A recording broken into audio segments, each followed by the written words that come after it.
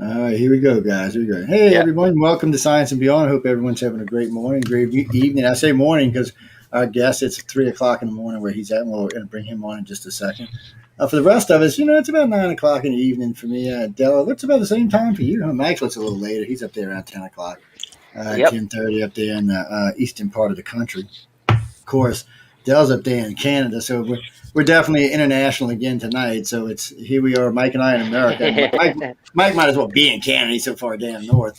Our guest is in the UK, and of course, technically, Dell's in the UK. He's just in Canada, part of the UK. Oh yeah. Anyway, I don't want to get Yeah. in that since somebody starts writing to me. Joe, oh man, shut up. Yeah. Royal, what? Oh, I'm sorry. Somebody asked me if we had a Royal on tonight. No, anyway, I'm just gonna let that go altogether, man. I shouldn't even been reading those comments. But no, we have a great guest on tonight. We're gonna bring on him in just a minute, and I've known him for a few years now, and just he's a lot of fun to talk to. But he's really got something new coming out. I'm letting him come out and introduce it properly, so I don't mess it up for him. But and then we'll come back and do a proper introduction for him. But ladies and gentlemen, there's a lot been going on lately in the UFO and paranormal world, and especially in the UFO world. With the Pentagon wanting to release all this information, and everybody wants to come clean, and this, that, and then the other one, and everybody talking about disclosure. It's different for me. I've been around a little while, so I've been hearing disclosure since I'm an old guy now, but anyway, since I was about 18. So it's been a long, long, long time, and I'm always hoping, for the best. I'm always hoping that we will have some really good disclosure, and if you have the right groups out there applying the right amount of pressures, or just being in the right places at the right time, we can make a big difference in all of this. But tonight, our guest is Gary Heseltine. Look, and I still tried to mess it up. Been knowing him for a long time. He's in the UK. I'm going to let him properly introduce himself. But I want him to really just come on and talk a little bit about his organization before we come back and give him a better intro. So, Gary, how you been, man? I'm fine, thank you, and thank you for having me on. Oh man, you're great, and I know a good bit of our listeners are familiar with you because you've been on a few times with us over the years, and I know when I had posted it earlier, we got quite a few comments that came in about Gary. What's Gary up to, and what are y'all going to be talking about tonight, and what kind of alien stuff is going on, and I know you and I have talked about Rendlesham quite a lot over the years. I mean, quite a Yep. lot over the years, and we've gotten into pretty in-depth conversations, and there's a lot been going on that, and I know you do. You do a lot of hardcore research. You really get into what you're looking at. You pay attention to what you're being told, and you do try to check and follow along to make sure the witnesses are. How can I say this politely? Legit. So, tell me a little bit about what you've got yourself into now. I know. Last time we talked, you were finishing wrapping up on another project, and now here you are getting ready. Well, basically already launching a new project. So tell me about it. I'm really interested. After I've read the info on it, I've been really waiting to talk to you about it. Sorry. Well, first of all, thank you for having me on. This is the first time I've been able to speak on a radio show since we launched on Tuesday, the 25th of May.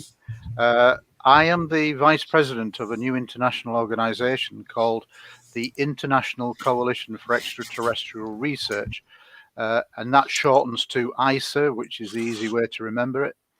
And basically, what we've done is over the course of the last almost 12 months, put together 27 countries on 5 continents with the view to saying that after we've looked at the evidence that's been accumulated in research over the last 70 years, that we acknowledge that the phenomena is real and that it acts with intelligence and that it's likely to be extraterrestrial or non-human in origin. We are a group of scientists, academics, and leading UFO, UAP researchers from around the world. So on this kind of scale internationally, it's never really been done. And our focus is to, I do think something is happening in the disclosure world. There's too much coming out too quick, almost every day, almost every week, or every week and almost every day at the moment. How do you put that, those revelations back into the box, as it were? And I don't think you can. So I do think something is happening. Whether it's going to be the big breakthrough that we think about, who knows? But I do sense that we're much closer to the end of the process, and something is happening. So in light of that, we at ICER wanted to in a sense, launch prior to the US Navy Task Force report. And let's just go into a world of say, well, what is the US Navy Task Force going to give us? We think it's not going to be the big singing and dancing disclosure that we all want, but we do think it will be an interim report saying we need to do a lot more study on this and give you a more detailed report. So we'll do an interim report, but we still think that there'll be a lot coming in that unclassified interim report, even if it's no more videos or anything like that. All they have to do is reiterate and confirm, which we already know they already have in recent days with the Corbell videos, etc., that these things are real, they're tangible, they're caught on FLIR video cameras, forward-looking infrared radar, and the ship cameras, the infrared cameras are picking them up often. If you've seen the latest Corbell radar footage with 9 objects surrounding one of the ships in 2019, we're kind of at a stage that's gone way beyond lights in the sky, swamp gas, and all the usual excuses that we'll put out. We're into a reality world that is one stop short of big disclosure. It's one stop short. So we think that this this interim report will still be very significant. I think it will be probably on the equivalent of the Pentagon admissions, the New York Times article in 2017, which kicked off this journey, because everything has changed. If you go to the mainstream media now, they're not laughing. Certainly not in America when they're on news programs all the time now. Very quickly, within 2-3 weeks of this really starting to come to the fore, the last 2 or 3 weeks, you're getting news interview after news interview. There's no giggling, and they're saying, no, these things are real, and they're kind of accepting it. We've never had that. And Joe, in your opening remarks, you said you've been around a long time. Well, so have I. I'm 61 years of age now, and I had a sighting when I was 16 that created my interest. And in my opinion, what we've got now is the closest unprecedented time to something that I have ever seen. And obviously, as an active researcher in the public for the last 19 years, what's happening in the last 6 months on the scale of the people like John Ratcliffe, John Brennan, James Clapper, Woolsey, etc., Admiral Woolsey, this is unprecedented. And then Obama chipping in. Now, Obama has must have been interviewed 100 times on chat shows, and it's always been giggle, giggle, giggle when the UFO subject came up. But he then actually went serious and did something that he's never, ever, ever done before. He was specific. We have video films of objects that we can't explain, we don't know what they are, and we can't explain how they move. Now that's pretty damning, but he'd never ever said that before. So my natural curiosity as a former police detective is why now? And yeah, why not? And I can only think that because President Biden was his vice president, maybe he was saying, "Go for it." Well, actually, you know what's coming out right now? It has nothing to do with Biden or Trump. I mean, yeah. Biden or Obama. This was all Trump. Trump snuck this into that last package. Oh, he did. I mean, it's crucial. He stuck it in there and said, "Look, y'all going to disclose this no matter what." He wasn't going to sign anything if it wasn't in there. I don't know what he had a weird interest in. He kind of reminded me of Clinton in the way he had an interest in UFOs, or maybe even one of the presidents further back. For some reason, somebody tipped this crazy bastard, excuse my language, this crazy man about aliens or UFOs, because he really did have a serious interest in it. He wanted to make sure that at least part of this got disclosed. Now, I know what we're talking about, some of this stuff that's coming out now is going to be directly responsible for him. So we had Clinton. We got to go back to Clinton for a little bit, because Reagan was crazy. You know, he let us know there's something going on because, you know, Reagan said, what happens if aliens invade the planet, or what happened? And then he turns right around after he says that and institute Pine Gap, the Hart Facility, and Star Wars. You kind of like, whoa, dude, wait. We're kind of just all of a sudden want to, you know, weaponize space in a big way. I was like, whoa, you need to calm your ass down here. What's going on? And then here you got Clinton coming in. Clinton's talking to everybody and their mama trying to get some kind of information. I mean, he went to the Rockefellers. He was all over. Absolutely, yeah. The Rockefeller Initiative is crucial, but and then of course, we had the Bushes, which I don't. I'm sure Daddy Bush knew everything about aliens because of where he was, being ex-CIA and vice president and president. So he probably knew, but he didn't seem to really care if you and I knew. He's like, whatever, you stupid humans don't need to know anything. So he just kind of skipped by, and then you had Obama come in. And Obama was weird because in the beginning he was kind of like, yeah, a little UFO, and then he kind of slid it to the side, and then he kind of snuck a little bit. He did like Trump did, but a little bit quieter. He snuck another little package in there of letting information release. So there has been some presidents that have tried to at least get us to the truth. Now, let me ask you this, and then I'm going to introduce the panel and let them get some questions into you before we go back to what we were talking about. Do you think Biden will pick this up and run with this? I mean, now the Pentagon's got to put it out. It's part of the executive order. Biden can't overturn the order without giving all the money back, so that's not going to happen. So they have to put it out now, at least part of it.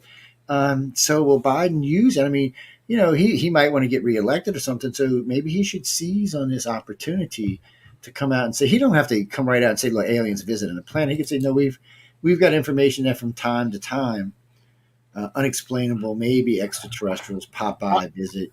Obviously, you can't speak what a president will do, but it's very interesting. If you just in recent days, there was the press conference question to Jen Psaki, the White House press secretary, and if you saw that, what was clear about that is, yes, there was a bit of a giggle at the start, but she anticipated the question, which is unusual. So she anticipated the question and then she read from prepared notes. So this was not off the cuff. She read from prepared notes and she kept glancing down. She was reading off her script of prepared response to that question.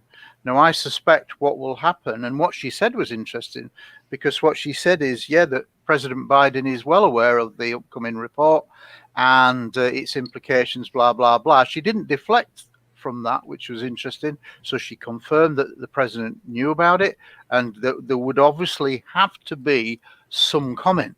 The question is, what's he going to say? Like you say, he could take the bull by the horns and say, look, it's all real. I don't think that's going to happen. But what I do think is that I expect between now and that report coming out, or around the days after it's come out, that he will be asked a pre-allowed question in the White House briefing, and he will give an answer of some description, which will be pretty historic in itself. And you can't put the genie back in the bottle and say these things don't exist, it's all swamp gas, it's all Venus. You can't do that because of the 3 Fleur videos that came out in 2017. Oh, no, yeah. And plus all the ones that came out of Mexico. Absolutely. I mean, they all the recent stuff, the triangle, the transmedium, and now the radar footage. The Navy, U.S. Navy, Susan Goff is admitting, confirming within hours of the publication, which was amazing when you think that it took 2 years just to get the original 3 videos authenticated as US Navy. But now it's been done within hours, which is kind of, again, unprecedented confirmation that, yes, they are legitimate US Navy task force, US Navy videos. So we're into a different ball game. And with all the comments by the senior politicians, senior military people, you would kind of think that they're pushing themselves into a corner almost at the point of no return. So it's a question is, does President Biden go with that? Or does he just say, well, we need more time? There is clearly objects being seen in the US airspace. We don't have all the story yet. We don't know what they are. We're going to do further research on it. So this is just an interim report. I think he'll say something like that. But if he says that these things, as a sitting president, are unknown, they're not US, and they move in ways that we don't understand, then that is going to be a massive, massive historical step. I know, I agree. Let me get sorry about that. People spamming me. So, Tito, man, you awake there? What you doing, Tito? Tito has passed. I can see his head is cocked. Hello, I am just listening because it's very interesting. I would like to talk about Rudlow Manor, though, because Rudlow Manor has a lot of history, and I think they have a lot of materials. You know what I mean? I think there was a massive spread of materials between friendly nations. What do you think of that? Okay, I don't think you can. I don't think you can adequately prove that. We suspect that Rudlow Manor had underground tunnels. I do know of former RAF police, because it was an RAF police kind of main security building, and I was in the Royal Air Force Police myself between 1983 and 1989, guarding nuclear weapons for 3 of my 6 years service. But I knew people who'd been at Rudlow Manor, and they confirmed that there were underground tunnels, but most of that was all locked off to them. So who knows what really went on there? We do know that it was one of the facilities that would look at the UFO subject.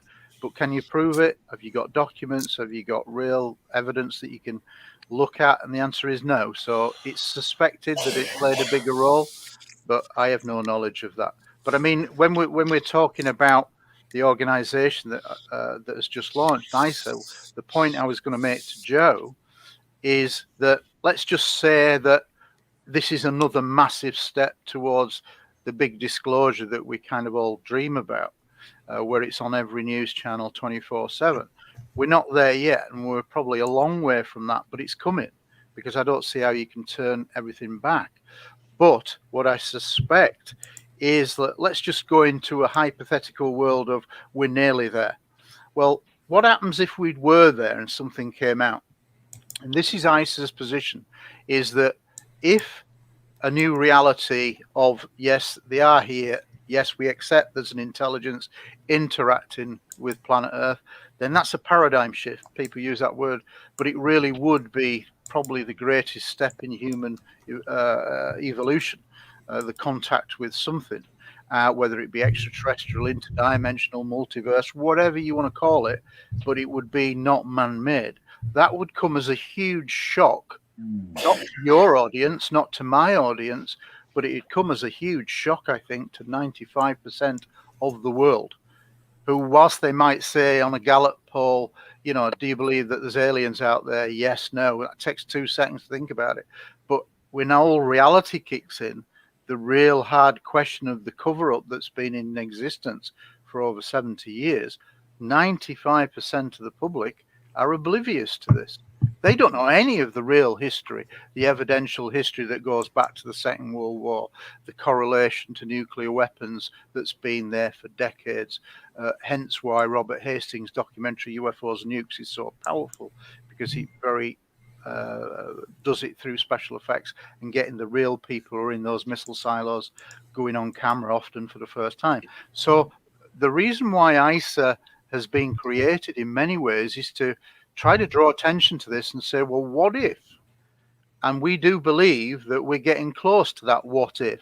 Now, if it just comes out and suddenly they say tomorrow or in a week's time, yeah, it's real, we're dealing with an extraterrestrial stroke, non-human intelligence, we're not quite sure, but it's real, then I think a lot of people may be frightened and psychologically would be worried. Are we going to be invaded or whatever? Now, at ICER, we don't think that at all, because we know the history of the subject. Between us, we've got 300 or 400 years of collective investigative experience. So we know the real history going back to the Second World War. So I think what we'd be saying is, yes, I can see from a military standpoint, US Air Force, US airspace standpoint, yes, technically, if these things can travel around with impunity, then technically America is vulnerable. Of course it is. However, what we will be saying as ICER, now we've launched, if we were to get that platform at a higher level, is, well, actually, there's no real evidence to say that these are aggressive. That's not to say that there's no incidents of aggression, but largely speaking, it doesn't appear that way over the last 70 years. So that's what our message would be. And ICER wants to create awareness programs. basically, Okay, I'm gonna just stop right there for a minute because I'm gonna sneak Dell in here, because I want to get him so we're rotating through. But Dell, you hot? And Dell's up there in Canada, man, freezing. I don't why anybody lives in Canada is beyond me, but it's cold. Yeah, man, I live in the South. I like it's warm down here and snuggly. I mean, we might even get to 90 tomorrow. I mean, Lord. And but anyway, Dell, what's up, man? Hey, how's it going? Hey, just looking there. It says your organization launched on May 25th, my birthday. Happy birthday, belated. Yeah. Yes, thank you. A question that I do have, what you might think about this is that the way I look at this with the UFO phenomenon is that we're mostly a lot of the channels and shows that always talk about what it's doing to the USA. I know up here we had Paul Hellyer. He was a Minister of Defense here in Canada. He released years back about there was alien races that were around, and I think he mentioned something like about 11 different alien races, and whatever type of arrangements were being made between these races and the people of Earth, or I guess governments, or would you say black ops governments and military. And then I think it was the president of Saudi Arabia had released the information that there was alien presence and that isn't from Earth. And I guess out of the whole part, there's you get that about the ships, but I think the part they were being alluding to is that they're worried about this interdimensional stuff. Like the ships is one thing, you can see those and stuff like that, but I guess working with interdimensional, this Stargate project that was going on, and I think that's why the U.S. went into Saddam Hussein there to go recover a Stargate that they'd uncovered when he was digging up Nebuchadnezzar's temple and that. Have you guys looked into any of that stuff? Well, I would have to say that from my own independent point of view, as a personal researcher, I don't see any actual evidence to back up what you've just said. I see lots of stories, but as a former detective, I don't see any actually evidence that proves that. I'm not saying it can't be true. I'm just saying that when I look at evidence, I have to see something a bit more than what a news story is. You need to check your sources and you need to get more corroboration. And I don't see anything to back that up. So that's that. Well, like the Paul Hellyer stuff, that was in a forum that he actually said, no, there are alien races that are interacting with Earth, and it was sort of all I can do is look at it from my point of view as a former detective, and I look for the best evidential material. And I've met Paul Hellyer, and I'm not saying he's not true, but what I'm saying is I don't see any evidence to start getting into number of races, naming races. And ICER's point of view is done from a very evidential point of view. You remember what I said, and I thought what you were going to say in your lead in was that we tend to look at this as an American thing. Is it a worldwide phenomenon? And the answer to that question, if that's what you were leading up to, is it's a very much an international thing. And again, a lot of Americans, I suspect, tend to think it's just America, and it's not. It's a worldwide phenomenon, every country in the world. And from ICER, the new organization that I'm a part of, from our point of view, we want to, again, if we were given a higher level platform, and to achieve that, we've written to in each of the 27 countries of our national representatives, have all sent huge batches of letters and emails to every sector of society, the Prime Minister, the President, the head of military and head of education, universities, whatever. So that's a campaign that's ongoing, both through email and through snail mail letters, and that's going to take time to come back. But we wanted to make them aware of these, what we think are significant developments that are taking place in the United States. Almost, it's hard to even catch up what's going on. It's almost weekly that some revelation is coming out, and this is why I say that this has never happened before in my lifetime of following this subject and kind of wanting a disclosure. And I know that people have had false dawns before, but I just don't remember the amount of significant events that are occurring now. So going back to why ICER was created is we do think that we are getting close to a time where there will be this new reality, and we think that will be a shock. So we think that you should create awareness programs around the world to try to lessen any panic and help people adjust to that new reality. Now, people are often saying to us straight away, well, we know that they're here, and why aren't we going for consciousness straight away? And why aren't we addressing contact straight away? Because we think that's too big a leap for a general public that are absolutely, totally unprepared. You think about it, most politicians, even at the highest level, don't have a clue. Most heads of university don't have a clue. Most scientists don't have a clue. Most heads of multinational huge corporations don't have a clue because they've been fed a lie for 70 years. Anything from the Robertson panel onwards, 1953, that says we've got to strip the aura, the fascination that the public have for UFOs. How do we do it? We'll get a team of scientists together and we'll figure it out. To over 2 days, yeah, okay, this is what we're going to do. We're going to make that happen by debunking everything on this subject using all forms of media, TV, radio, newspaper, film, which was the only things that were available at the time. But wow, what a successful story they had, because that has lasted 68 years. But it looks like now, because of those 3 FLIR videos that are crucial, that was so crucial for the mainstream media, because for the first time, they had something tangible. They could see the go fast little object go shooting across the surface of the water, and they could go, what is that? Forget about the conversation of what it was or where it was from, but they could see it. They knew there was something tangible there. And that, for the mainstream media, I think was the key to them starting to unlock the door and just realize that actually there might be a story here and we might just have been lied to. And that has continued. This would go into another part along with this as well, though. Do you know, to any of your knowledge there, that this has been an issue or a topic that the United Nations has actually discussed between when they have their big meetings at all about some sort of otherworldly presence that might be here? I know that they have a section that is prepared in a sense to deal with the extraterrestrial question.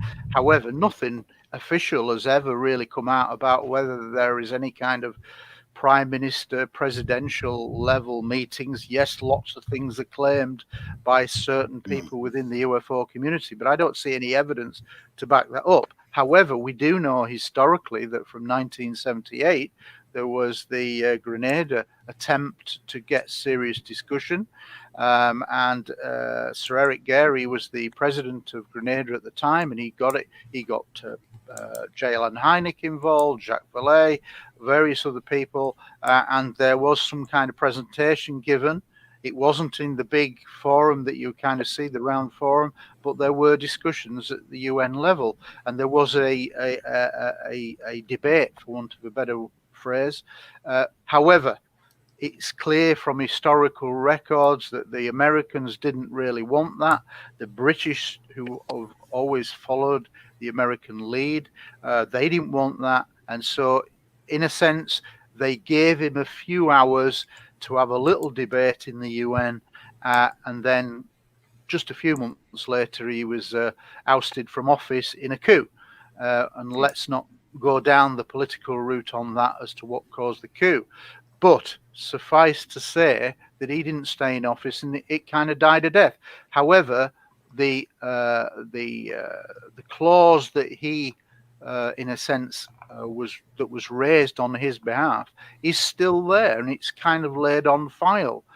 But to go to the UN, and let me go back to the new organization. We're an international NGO. We're not just a UFO group. We're an international NGO registered in Portugal, where one of our representatives lives. So it's registered in Portugal. We've got 27 countries on 5 continents. We're looking to identify serious researchers in other countries to build on that. But the key thing is that it's a worldwide thing, and the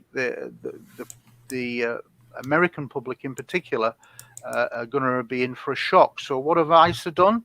ICER have created just a summary 60-case representation document, a PDF, to give to journalists that shows the worldwide phenomenon, or cases from all around the world, although there's a lot American, because there's been some excellent cases in America historically, but it's 60 cases of what could be several thousands really good reports.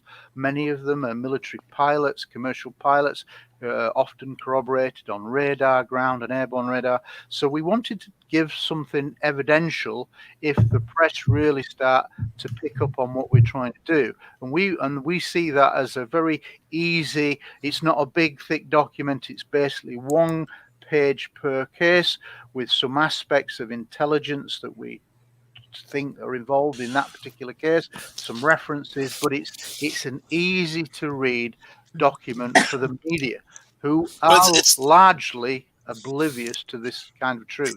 It's still not evidence, and evidence is more your own. I mean, you're still going by what other people say, and there's a lot of people out there that think the UVAs, UFOs people see are actually just black projects. You know what I mean? Like, and some of them could be. Some of them could be. But there's also something called the cosmic equation, where people think that Mike, we lost you. These aliens just going to be able to communicate with people, and then you have very unlikely that could even happen unless they have some other telepathic thought they could put in your brain. But on top of that, do you think that tomorrow they say, yeah, there's aliens, they're here, they've been looking over us, they've been here for 1 million years, blah, blah, blah, blah, blah.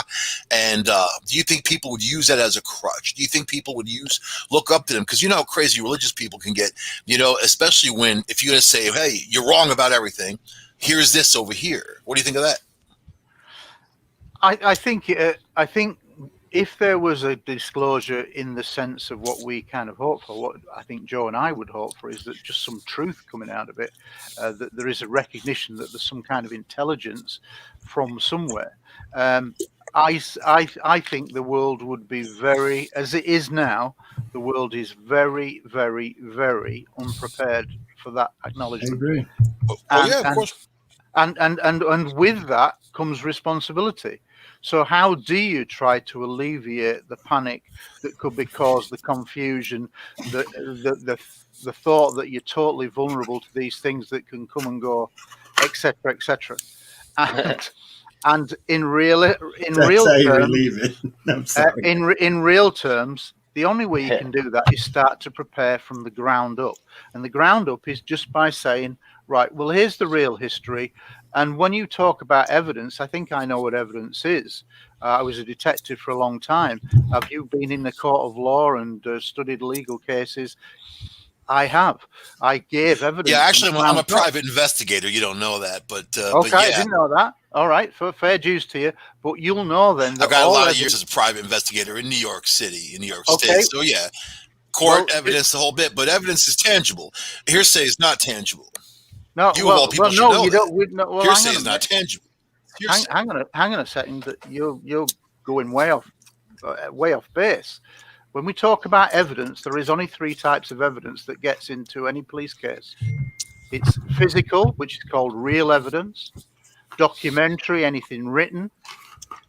Yeah, and you kind of got written evidence and verbal testimony. Now, when you go to court, the way it would work in Britain, I can't really speak for America, but the way it would work in Britain is if you were involved in a robbery or whatever, you were a victim, the police would come and see you and they would end up taking a statement from you. You don't write your statement because you don't know how to write it for the court. It has to be done in a certain way, certain chronological way. So basically, your verbal testimony is then written down, that then becomes documentary evidence because it's written down. Your statement's written down. And that is what is presented at court. You may get asked questions about it, but your testimony, your verbal testimony, usually in a court of law, is written down in a statement form. That's how the case trials are put together. So you have those 3 forms of evidence: verbal, something physical, and anything that's in a document. If If you think about a fraud case, somebody does a bank fraud, then you're going to seek out the bank transaction records. That's something that you can hold up in court and say, this is exhibit GH1. It's the statement where this card used the credit card, and this is the time of the transaction. That's the printout. That's evidence, and that applies to every court around the world. There are only 3 types of evidence. So hearsay is a terrible form of evidence because it's not something that's directly involved. It's one step away. And we're also not going to court. You're trying to make a presentation to people rather than in more. It's not even convincing them because it'll happen on its own in its right time, you know.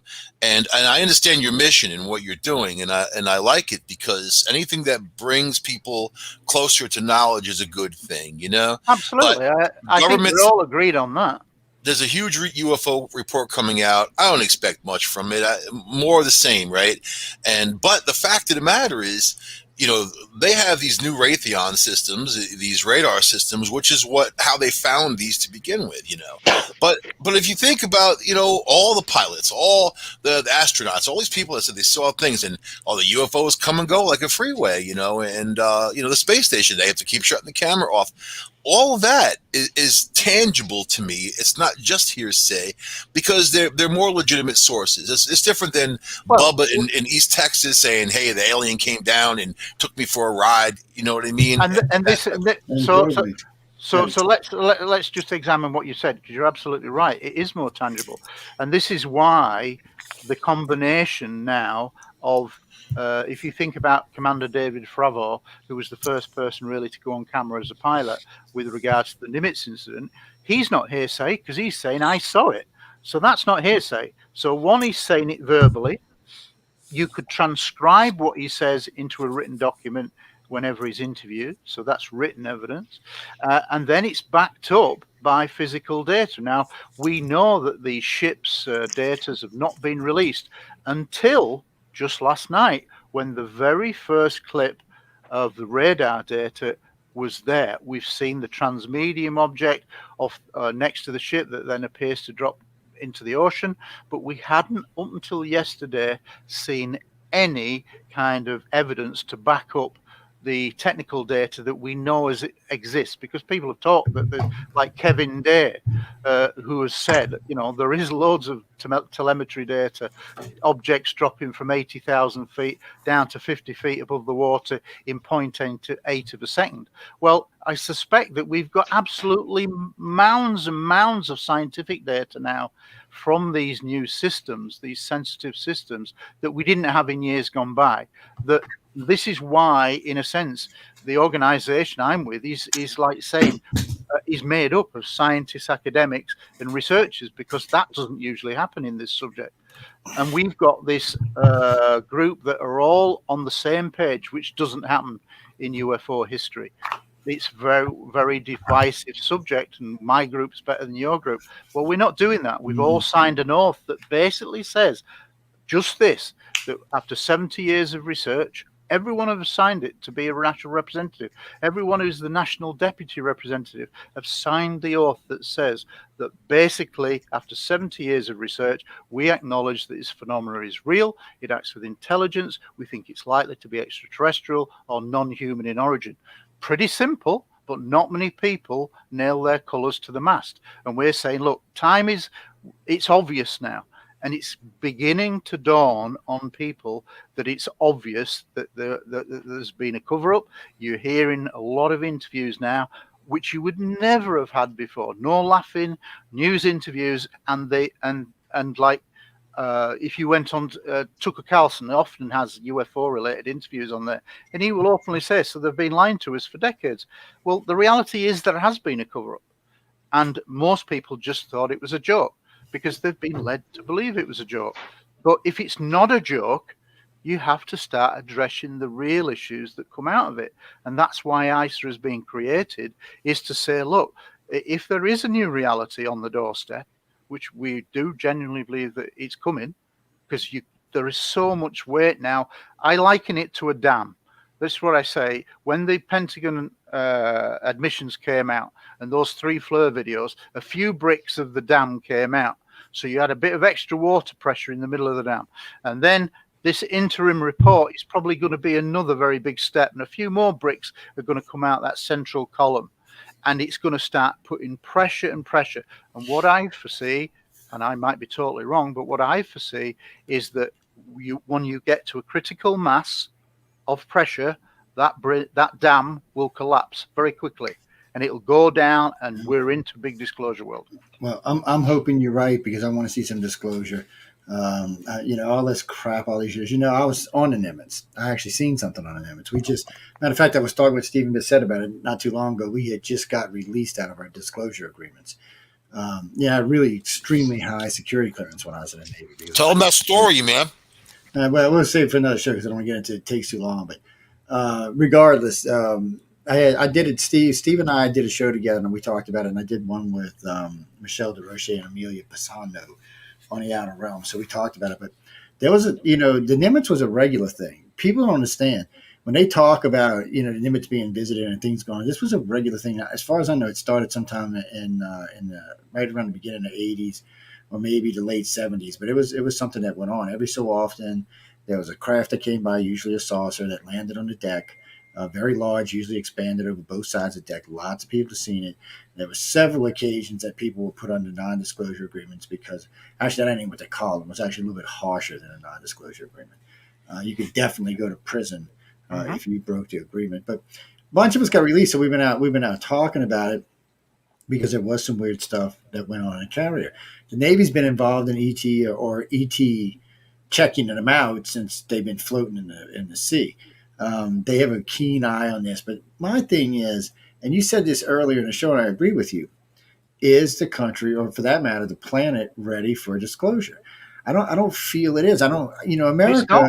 America and Europe. Sure it is. We'll get there in a minute. Hold on. But America and Europe are by far the most forward-thinking part of the nation. Okay, you got North America and you got Europe.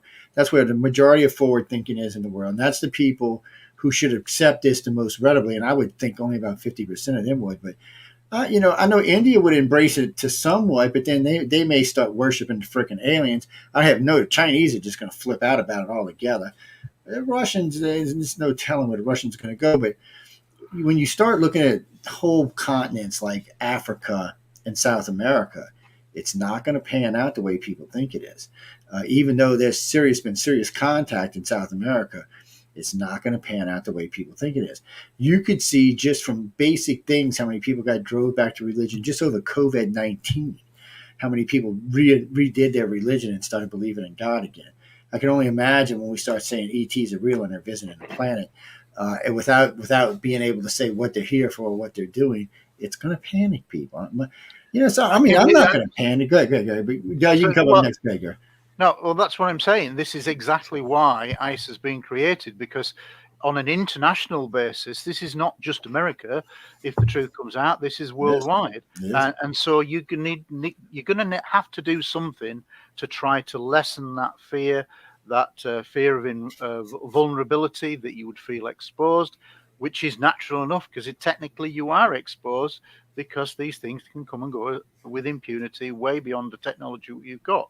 So you have to deal with it. Now, how do you deal with that? Well, from our point of view, we've thought about it. We set up working groups when we began to set up the organization and say, well, come on, what stages would we go through? And we think that the first stage is to create awareness that this is maybe not the threat that we will initially think it is, because they've been around for a long time and we don't see any real evidence that says that they are going to be an imminent threat to us. They could have done whatever they'd wanted if they'd wanted to 75 years ago. So that's the first thing to say. But what you've got to understand is, whilst the UFO topic is very popular and especially in the social media culture, but in reality, there's so much poor stuff written about on social media platforms that's inaccurate, no evidence to back it up,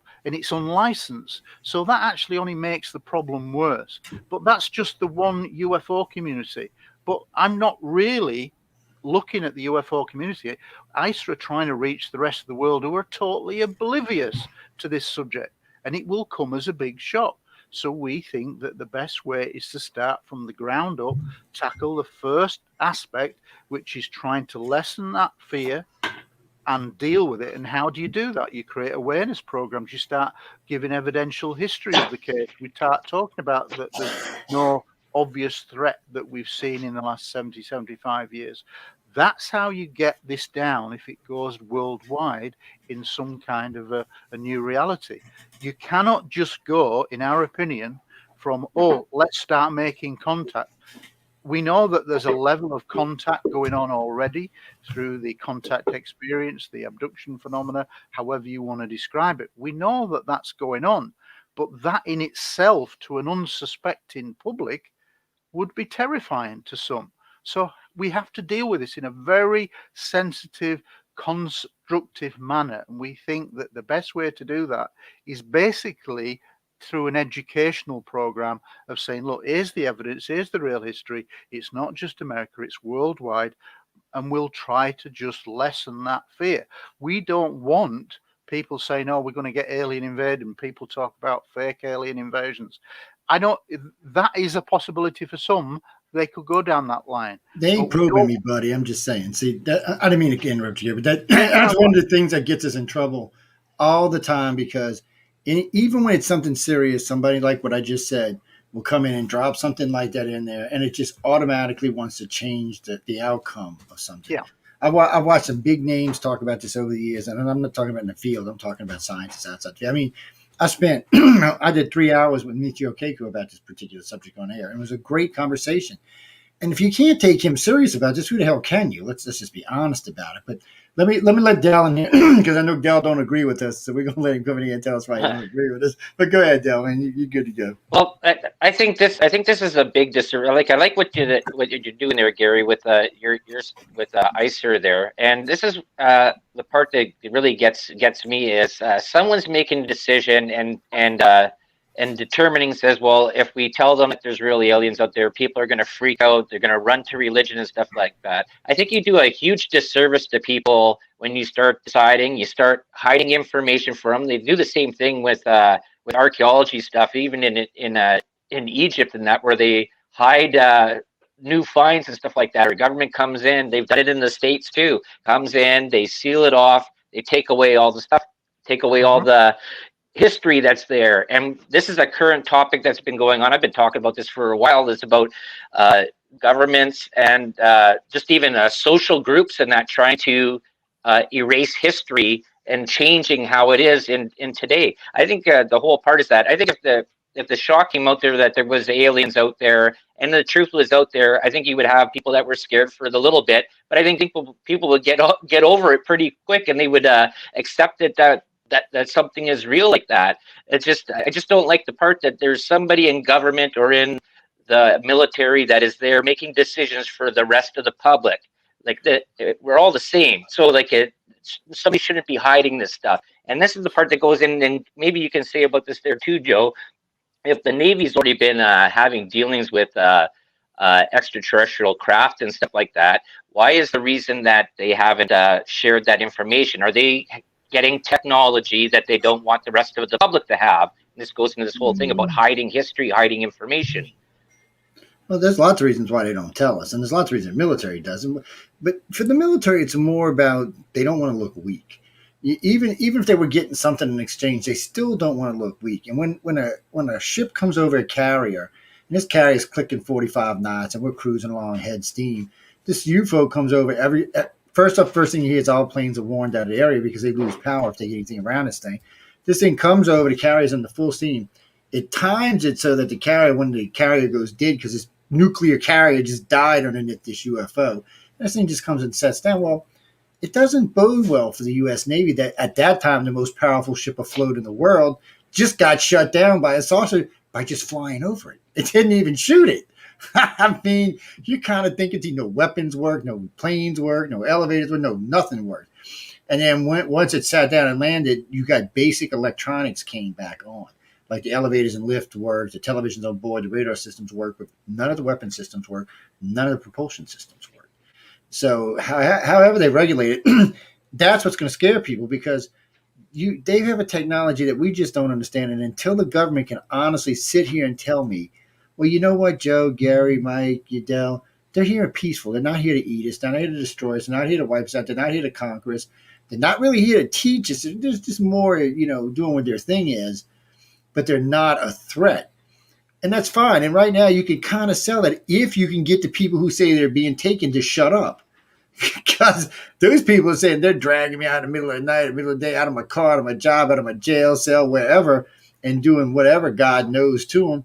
So that makes people feel uneasy in the fact that, is this true? Because once you admit that aliens are real, then everybody's going to take a second look at alien contact. It's going to move up in the standings quite considerably. And there's another problem. I've talked about this, and I know Gary's having talked about this as well.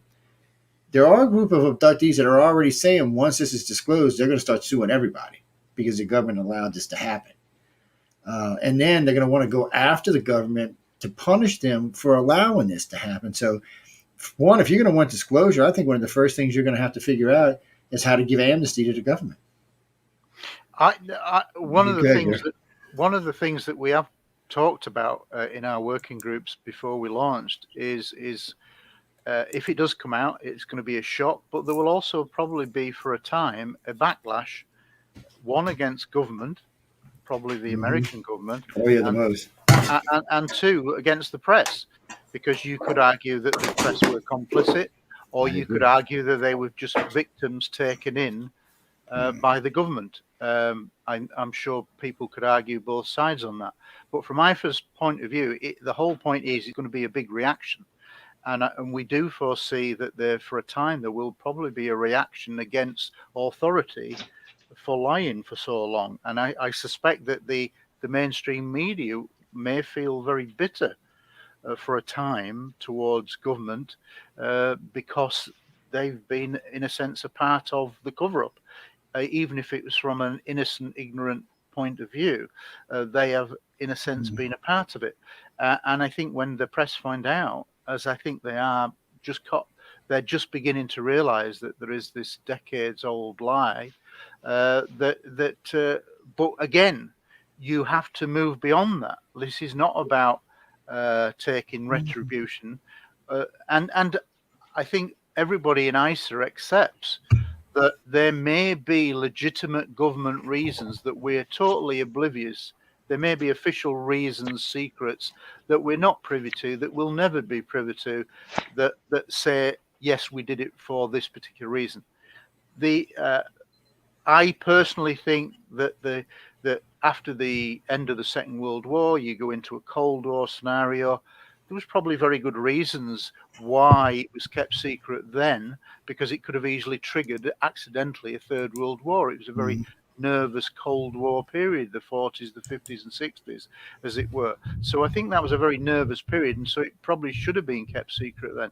However, where I've always personally, this is not ICER's perspective, this is my perspective, I've always felt that when the Soviet Union collapsed, that was the time when they could have said, okay, we'll now address this issue on the UFO subject and let's talk about it.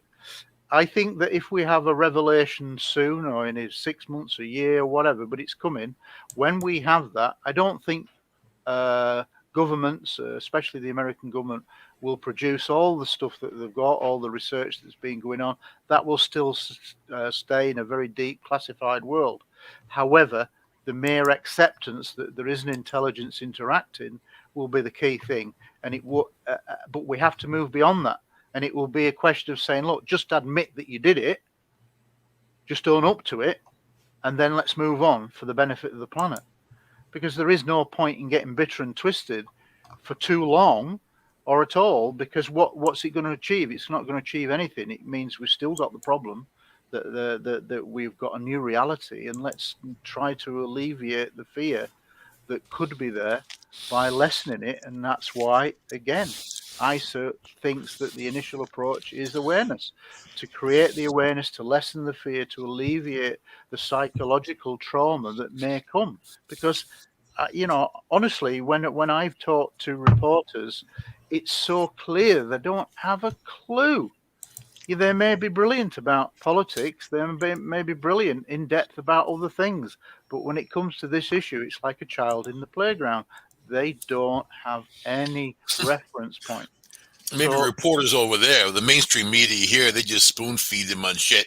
That's really how it goes, you know. They don't have a mind of their own. There's no journalistic integrity left in American media, not that I've seen. You know, recently, I have. Well, even the BBC, you know, even things like that, they're so controlled. You know, everything's just so controlled. Yeah, and then they're going to say it's a matter of national security. That's it. You know, it's not going to be like, oh, I feel betrayed. They're just going to come out with that statement, and people are going to understand, like, okay, I get it. The other thing to consider as well is when we matter of national security. Okay, but if you're ET, last thing you want to do is deal with humans, because humans are so corrupt. Humans are so corrupt. So why would you want to deal with humans? You know, or whatever they're getting out of it. I think you can. I kind of look at it this way, that, and it's often been said, is that I don't know in the secret. You've got to put it in perspective. 90% of this subject is hidden in the secret world of government's intelligence agencies. We only know maybe 10% of the public domain. So but you can know. All right, you may not know a situation. People may be lying to you, but you can look at the outskirts of the evidence. There's evidence inside, there's evidence outside. It's how the residual effect of something that happens. People have seen them, you've seen them, things traveling around, all unexplained, they're coming and going. But technology-wise, we're at a state now, I think, where people could much more accept the whole alien thing. You know, I think we could accept it. I think with the right approach, we could very quickly accept it, because I think most people recognize that with the vastness of space and everything that we know. Quick question, Gary. Just quick question for you. So, we're talking current world politics. I mean, we know we got Putin as a leader, we got Xi Jinping as leader, we got Biden as leader, we've got Mr. Pink Shorts in Canada as a leader. Oh God! But my point is, who, as a nation, as a world, as the Terran race, who would you feel comfortable with coming out and saying, "All right, look, the aliens are here. They're definitely here, guys. This is what's going on." Would any of us trust any of these people I just mentioned? I mean, would you take this to heart? Would you? John Cleese. I would choose John Cleese, man. And you know why? Because he's the guy you want as the delegate to aliens. He's an honest person. Oh, you know, I actually met John Cleese here in Ithaca when he taught at Cornell for a short time. That's the guy. So I'm going with John Cleese, man. I'm a big Monty Python. Oh Lordy! No more drugs for Michael. He's cut off officially now. John Cleese, come on, tell him about Gary. Gary, tell him about John Cleese. Tell Joe about John. John Cleese is a very funny man, but I didn't know that he would do that. Yeah, a fish called. But I mean, really, Gary. I mean, really, who would you pick? I mean, if you could, well, if you could apply pressure to somebody. I don't think, from an ICER point of view, there's anything to be gained by having a hypothetical guess. The disclosure that we kind of think that we may be on the brink of is going to come from America, because they've been the world dominant country on this subject going back to 1940s, and probably Roswell being the catalyst for that. We don't know what effect the likes of China and Russia would say. I have absolutely no doubt that there's sightings in China, no doubt that there's sightings in Russia. What they will say, I don't know, but we do know historically that America has been the dominant country on this subject. So, and this is technically where all the revelations are coming out now. Nobody else is saying it. Other countries aren't saying it, but it's beginning to filter around other countries because of what's going on in America now. So, what would you think? What would you think would be the best way for revealing aliens? Would you think like a scenario like in the movie Independence Day, where just these huge motherships just show up at every major city all around the globe, or do you think that people would believe that less than having the government tell you that, hey, aliens are out there, and have their made up news channels discuss it as well? I don't think they're going to want to go down the Independence Day scenario. Well, I'm not saying the whole movie about them attacking, but just showing up at every major capital around the world. It made me nervous. I think technically, there is a case for saying that when an admission comes that these things are real, whether it be extraterrestrial, non-human, or a combination of both, that there will be a certain amount of initial alarm, concern. That would be natural, because you would feel naturally vulnerable. And that's why you need to kick in quite quickly with awareness programs that say, well, actually, these things have been around for at least 75 years. And what we know of them, there's not really an aggressive agenda. We're not saying that they're perfect, because they're not. There are things. However, you've got to try to immediately throttle down on the anxiety aspect, because a lot of people could get frightened, because it's such a strange thing to get your head around. Absolutely everybody is in agreement that should contact be acknowledged, that it would be the most profound moment in human history. So that's what we're on the brink on. And that's an incredible moment that, all that you think about the history of the whole world and the hundreds of thousands of years, millions of years that humans have been around in their present form. I know that'll lead into another debate, but in the present form, shall we say, that they've never been around to acknowledge this, but we might just live in a world where this acknowledgement comes, and it's going to be a huge shock.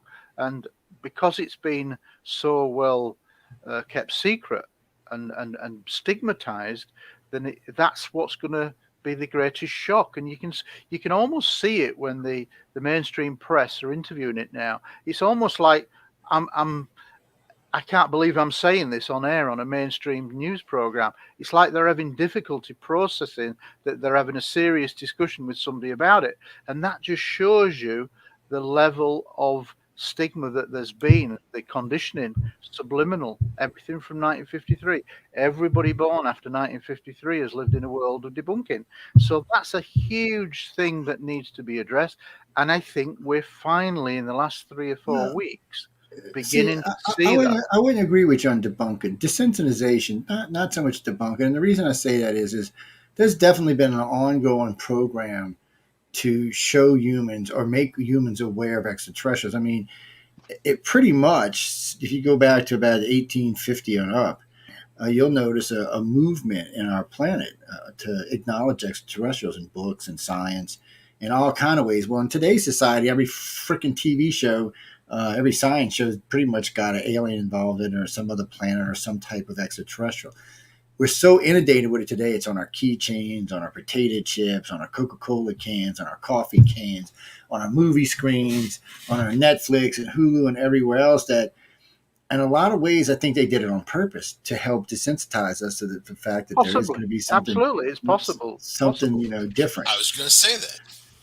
So, I mean, Del was going to say that too. I was reading his mind. Well, we used to talk about this a long time ago. We call it the desensitization program, because we had stumbled across some stuff with some cartoons that was really weird. KY.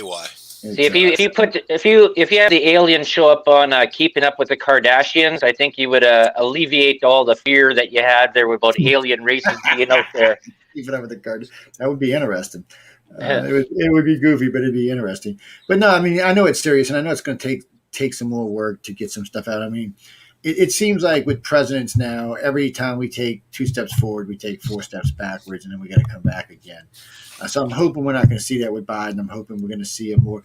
But I never know with one Uncle Joe. Some days he seems like he's aware, and some days I think he's off in some other dimension somewhere, sniffing crack cocaine or something. I don't know where to go with this guy. So it makes me a little nervous, especially that he's got the nuclear football. He still makes me a little nervous.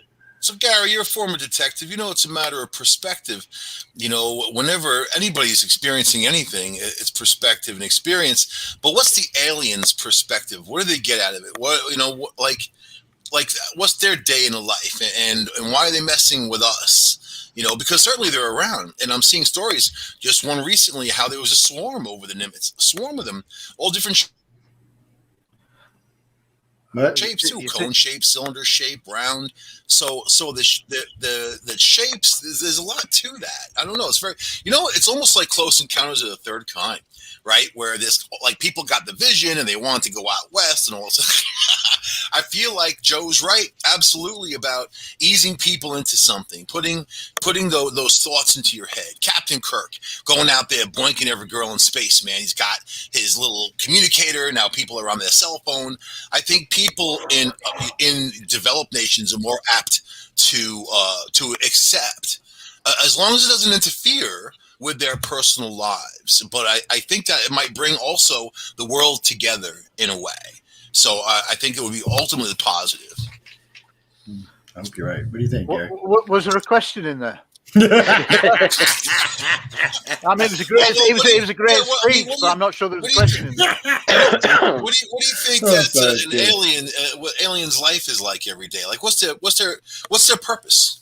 Well, how can I answer that? Because one, I've never met an alien.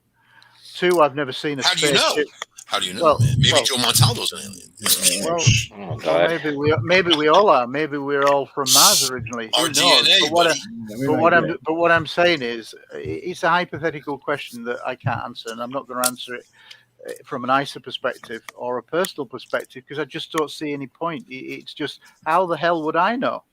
But you know their activity. You people. Well, even, yeah, but that's not the question. From all the important stories that are out there, from all the military people and all the pilots, all the big muckety mucks, there's activity, and around that activity, you can kind of judge what something is doing, right? Well, if you were going to do that, then I would say, if we were going to really look at this subject open and honestly, in a more disclosure world, then for me, the James Fox film, The Phenomenon, is the best history documentary ever made on this subject.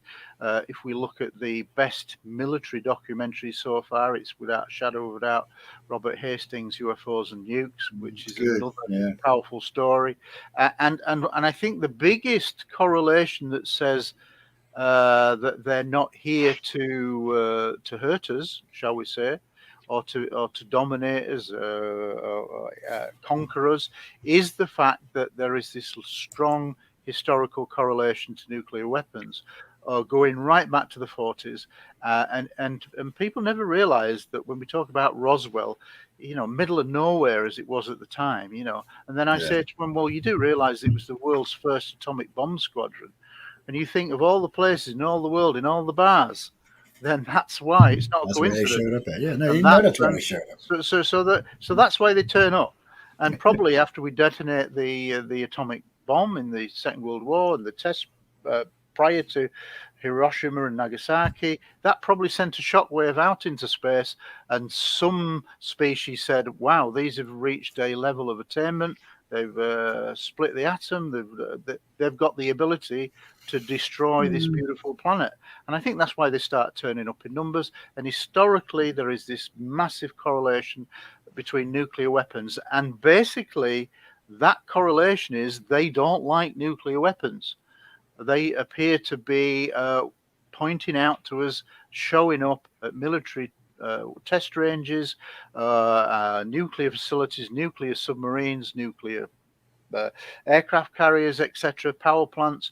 They do not like nuclear weapons. Now, again, I can only speak for myself. My pet theory, because we know that UFOs are seen coming in and out of large bodies of water, and we know that there's a lot of activity now off the west coast, the Nimitz encounter, etc.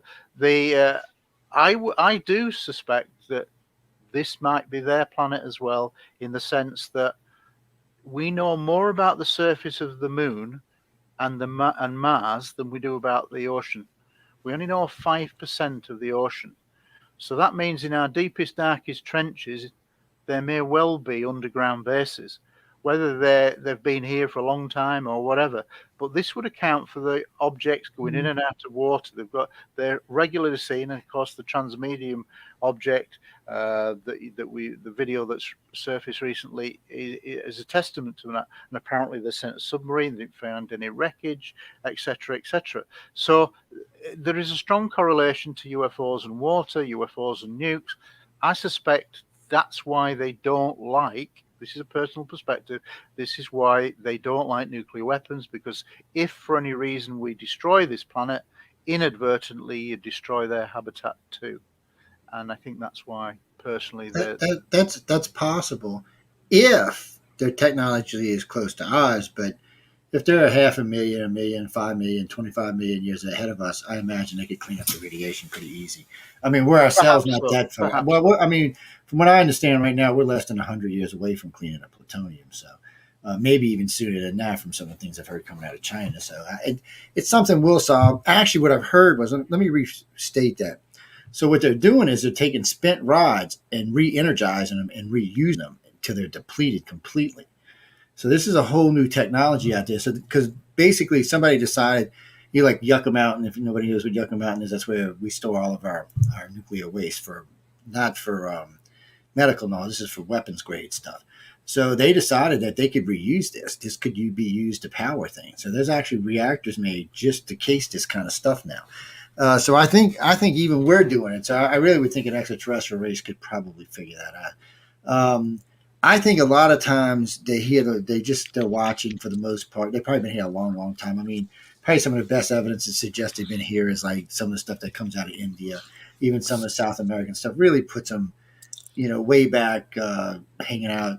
I mean, I love to tell this to people, but if you really want to know if UFOs are real or not, go back about 500 years, and anything beyond that that's flying around in the sky is a true UFO. It's not a flying. I mean, nothing was flying in the sky but birds back then.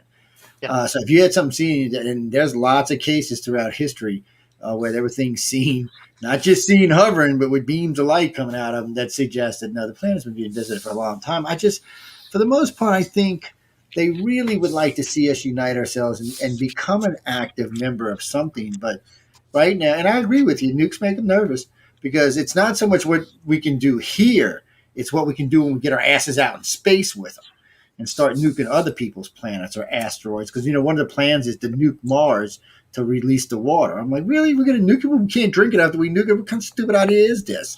But you know what? You have to look at the mentality, and you can't say you don't know aliens, and all of a sudden you say they don't like nukes. Where do you think the technology came from? And I'll say this: I live in Ithaca. It came from let me talk. I live in Ithaca. I met this man named Boyce McDaniel many years ago when I first came to Ithaca, 1996. And he died early 2000s. I used to go to Cornell for all this science, man. Everything they do, they're going to land somewhere and put a rocket up, whatever they're doing, and also physics, which I'm a huge fan of. He was one of the guys who worked on the bomb. He was actually a part of the final bomb check at Trinity, if you know the story. And I'm like, when it comes to splitting atoms, and he's like, it's an incredible power. It was virtually handed to us, is what he said. And he didn't get into any more because he was very old. He didn't get into those details, But he would start talking about cold fusion and energy that you can get from the bomb, the things that were moving in the right direction. And sometimes with an amazing, powerful weapon also comes that great responsibility, and people snap up to it. Obviously we got the bomb from Hitler. Hitler was not going to use the bomb for anything good. You know what he was going to do with it, and it was all about the balance of power. The balance of power. Maybe people have to learn to live together in the balance of power first before anything happens. Yeah. I'm glad Gary's out there working on this. Maybe he can help get some of this out. Yeah, man. Let me ask you something, Gary, real quick. So where are y'all going to start? I mean, y'all. So were you based out of England? Well, no, we're in 27 countries. So, I know that, but I mean, who? Okay, let me rephrase that question. I mean, basically, what I'm looking for is who's going to be running from where, and how's it going to run out? Right. Let me give you a structure. Basically, because we've registered as an international NGO, as a proper organisation registered in Portugal, we have to abide by the legal rules of an NGO. So now we have three bodies: a managing body, a general assembly, etc., fiscal body. The managing body comprises now of 7 people. The president of ICER is the very well-respected researcher, a long-time researcher, Roberto Panotti from Italy. He's got 50 years research, ex-military officer. He's been around a long, long time, knows everybody and been around, done everything kind of thing. I'm the vice president, and then we have 4 continental directors. We actually are on 5 continents, but we in Asia, we only have Japan and Sri Lanka, whereas we have 15 countries in Europe. We have America and Canada, and obviously we also have Australasia, Australia and New Zealand. So we've got some big parts of the world. So the continental directors, well, the North American continental director is Don Schmidt, who's obviously very well known for Roswell, etc., extremely well respected. In Canada, we've got Victor Vigiani, who's organised loads of conferences, and he has the Zedlands Communications that he has his platform there. So we've got Victor and Don in North America, covering North America. I could go on. We've got some excellent people. We've got the guy who runs the Hessdalen program, Erling Strand. We're talking the Lights project in the Hessdalen Valley in Norway. He's a part of ICER. The next time you have a meet, maybe I should think about approaching Bigelow or maybe Elon. They might want to throw a little, weight that way, give you a little help. Or we're not for profit. We're non-political. No. But what I mean is you don't have to get a profit out of it, but they can help get equipment and stuff like that, or help you get processes going. What I was going to say is that because we're a not-for-profit, we're entirely seeking donations. Oh, okay. Because that will allow us. So, because we're not making it there for money. So the point is, like any other NGO, they're reliant on donations. And so that's why we're contacting all forms of society in the hope that they say, yeah, I agree with you. We've got to start creating awareness programs. We'd like to have a meeting with you. We'd like to donate this. And what we're reiterating to them is we're always going to stay independent, because people are already saying, oh, well, would you work with the military and this, that, and the other? We'll work with anyone, but we'll retain our independence as long as it's for the benefit. See, that was a good point there, Joe. It says, yeah, if you guys could hook up with Elon Musk, he's throwing up satellites nonstop all around the globe there for his Starlink there. If you had part of a technology with that to track any type of movement that was going, that military and government would might be what he's doing. Go ahead, yeah. But I think I was just going to say that I've never talked to Elon Musk, and he would be a great guy to speak to. However, and he's doing some great work in what he's doing. But his recent comments on the UAP phenomena, as far as I'm aware, are very negative. Oh, are they? Yeah. No, that's what I've heard. I may be wrong. But going back to your point that you said earlier, Joe, you said about Michio Kaku, and he has very recently gone totally about face in his attitude. He is one of the rock star scientists, as you say, a really popular guy, and he has said and he appeared at UFO conference in 2019 in Barcelona, I think it was, in Spain, and basically he said that after viewing the 3 FLIR videos frame by frame, he had to change his whole attitude. And he said that we've studied these things. We don't know how they move. We don't know how what propulsion they're using, blah, blah, blah. And at that point there, when they've done the frame by frame analysis of all these videos, he's had to say, well, I'm going to wake up to the fact that actually now people are going to have to prove to me that they're not extraterrestrial, non-human. And so his attitude has changed, but you've still got people like Neil deGrasse Tyson, who's absolutely still got his head in the sand. But what's interesting about this, though, I'll tell you a little secret. About, I guess it was about 12, it was right around the time Katrina happened. So about 14, 15 years ago, I had Neil deGrasse Tyson, Michio Kaku, Paula Vett, and 2 other physicists come on 5 weeks in a row. This is what I did, right? Yeah. Believe it or not, Michio came on. We talked for 3 hours about the stepping stone theory, because he said, well, I don't know, extraterrestrial life, because I couldn't believe he came on UFO Undercover. My wife got him booked. I have no idea how she did it. And so I was like, well, you're saying they couldn't be here. And I'm like, why couldn't they be here? And he said, well, how are they going to get here? I said, well, Mitchell, let me ask you a question. I said, we're going to do it like this. I said, we're going to put a base on the moon. Then we're going to put a base out at zone L11, which will be a great launching platform that's between the moon and Mars. We're going to colonize Mars. We're going to put several little things out in the asteroid belt, because we're going to start mining it. Before long, we'll have something around Titan and Io and a couple other places. We'll have something out on Charon around Pluto. Next thing you know, we'll be out in the middle of the Oort cloud. Well, from the Oort cloud to Proxima is only 2 light years, and to middle of Proxima is only 1 light year. So you build a station halfway to Proxima and then another one on Proxima. So now you've got a stepping stone. You're going back and forth from Proxima on a regular basis. It's just part of the traffic flow, and we'll get out in it. And so, and the galaxy is now 160,000 light years instead of 100,000. So the average humans, just us, with not much greater technology than we have right now, can explore the entire known galaxy in just 320 million years. And everybody's like, well, God, Joe, that's forever. No, because our planet's going to live for at least another 4 billion years. That means we could explore our own galaxy literally hundreds of thousands of times without ever traveling the speed of light, and have colonies and places all over the place and just steadily be moving back and forth around. But when I told this to Michio, he was kind of like, it caught him off guard. And we started talking backwards. He said, well, you're absolutely right. I guess they could. And if they are more advanced than us, they could have been doing this for quite some time. So I got him to admit to it. Well, I did the same thing to Neil deGrasse Tyson the following week. I actually told him, I said, well, I was talking with Michio about this, so let me get your take on what you think about this. So he had to confess the fact that it is plausible, because I didn't want to try to trap him into a light speed or portal technology. It's too far beyond where we are right now.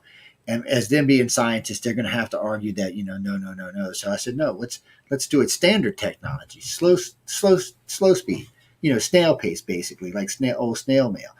And they had to concede. So all 5 physicists had to concede to the fact that, yes, that we could do this. And we could do this with not much greater technology than where we are sitting right now.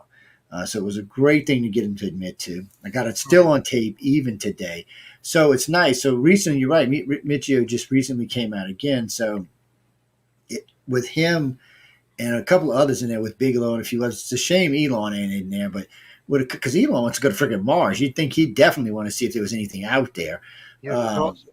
Yeah, you would think, or maybe he does, and he just keeps it on the down low. I don't even pretend to know anything about Elon, other than what I see on television, a few things I've read about him, a couple of specials here and there. He just seems to keep to himself for the most part, and does something crazy every once in a while, invent something cool, But other than that, he seems to be going. So yeah, it's good to know that you're willing to go out and maybe talk to some of these people. Maybe they, because I know Bigelow is looking for somebody legit. He really is. Bigelow has not given up on this subject. This is something that's near and dear to his heart. And he really, but the other organization that he backed a long time ago, I'm not going to mention their name because I don't want to hate, but were a big disappointment to him. Oh, that To the Stars Academy?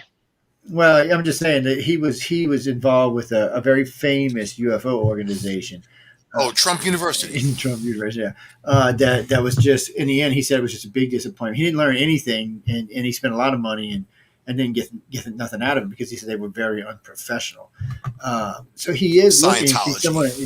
Someone like Gary could probably present this in a much better fashion. You might actually get this guy back involved, and it would be good, Gary. He could get obviously, one of the reasons why we launch is we think that we've got some very well, for example, this is the credibility of some of the scientists that we've got. We've got a professor called Lakazar Filipov from Bulgaria, and he trained their first astronauts.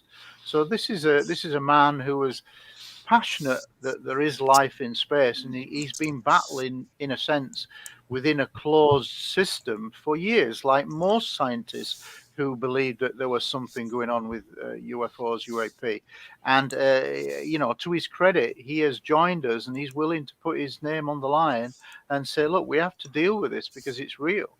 Now, he's seen that, but what we need to do, and in fact, one of the things that ICER has done as part of its launch, yes, we did the 60K summary document for the press, but what we also did is we created what was called the ICER papers, a little think tank report, just 4 essays, but 3 of those essays from some of our national representatives were about how science and academia need to finally meet up with ufology, because we have to all work together.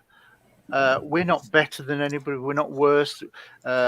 I think in the past there's probably been a certain arrogance from the scientific community. We're not going to work with ufologists because they're idiots, kind of thing. But I think if they know where to look, there are some very, very serious scientific-based researchers, and we all kind of know the best ones who are out there, and most of them are now with ICER. So we've got some very, very good people who a mixture of scientists and academia and researchers, and we've all signed that same oath. So this is unprecedented. That's never happened before in ufology, which is always historically always very divided. And where we are is 27 countries. And I'm sure when we identify more, we will grow. But at the moment, it's 27 countries. So if you think about it on a map scale, we're covering a big part: Europe, North America, Australia, New Zealand, and that's a big footprint. And so realistically, if we are going to try to change anything, we all have to work together for the common aim. And we've got to lose all the egos. We've just got to sit around a table and say, look, let's work for the common aim. And this historically has never happened in ufology.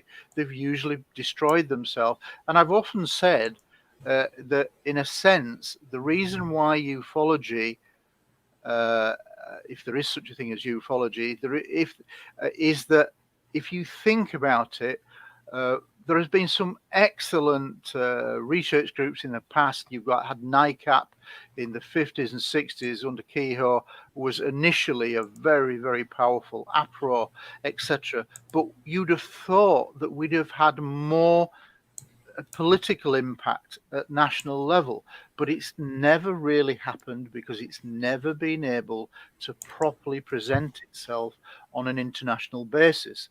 And this is what ICER is trying to do, is say, look, actually the time is now to, when we are moving probably to some form of disclosure, whether it be now or in 6 months or a year's time, it does look like the cards, the stigma is beginning to reduce. And if this happens more and more, there will be more serious discussion. So let's all come together for the benefit of the subject, for the benefit of mankind, because we're going to have to deal with this new reality. And I think we've got to just kind of all say, look, let's stop arguing. Nobody's better than any other, but let's stop the egos and let's just work together for the common aim of humanity and prepare for a new reality. That'd be nice. Out of the 27 countries that that you and your group are all in, what country so far have you noticed has been the most, I guess, sharing of information or being disclosed as much as they can? Like, it's not like how the U.S. or whatever keeps everything sort of tight-lipped in that. But out of the countries that you're involved in, which one has been sort of the most friendly to share information? I don't think the word friendly is the right word, but some countries have disclosed militarily.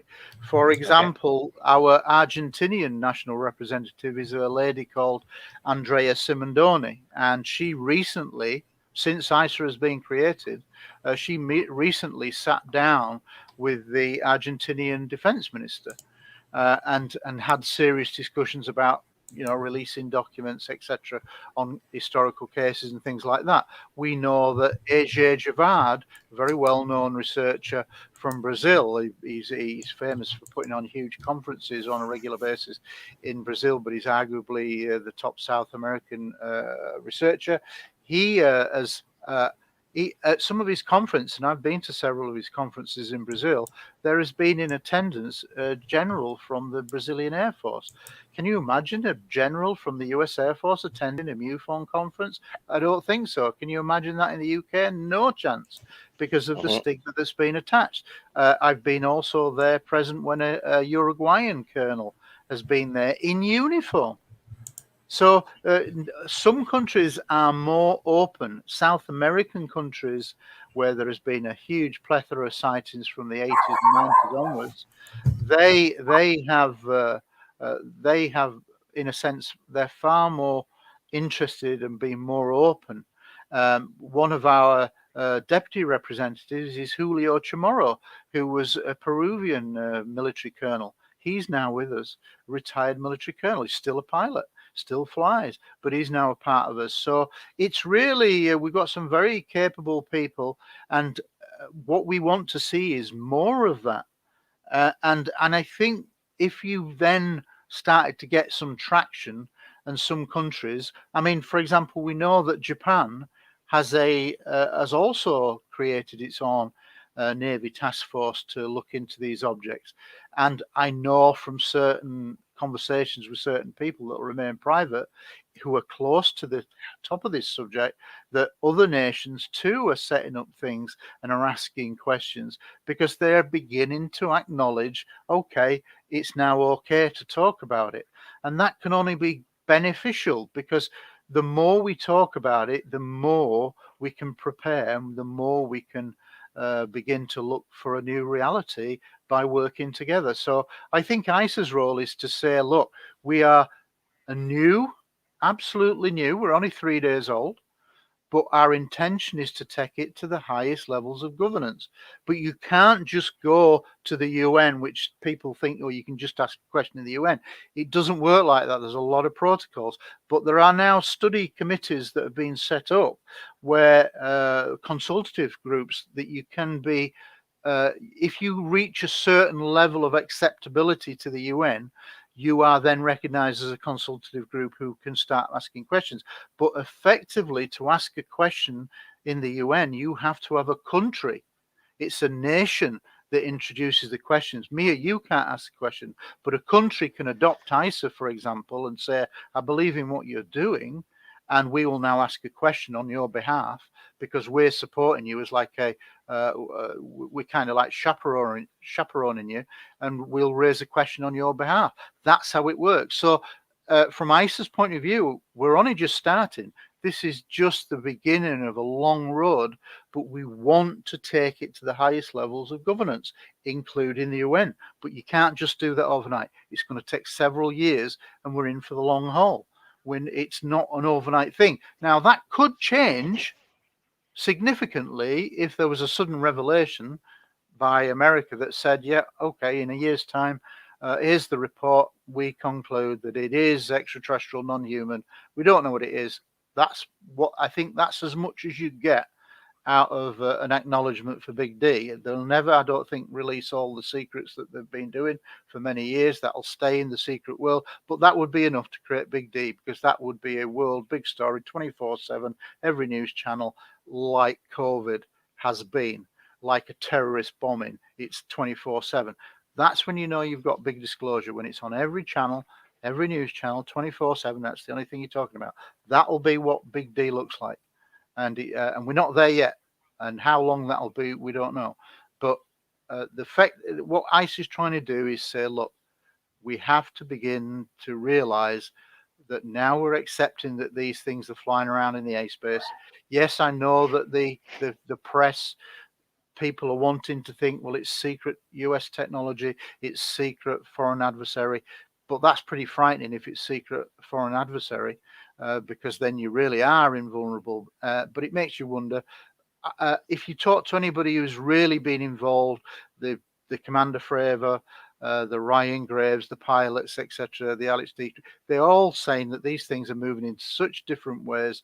It can't be foreign technology. It's not just a 10-year leap or a 50-year leap. It's a 1,000-year leap kind of thing. It's multi-generational leap.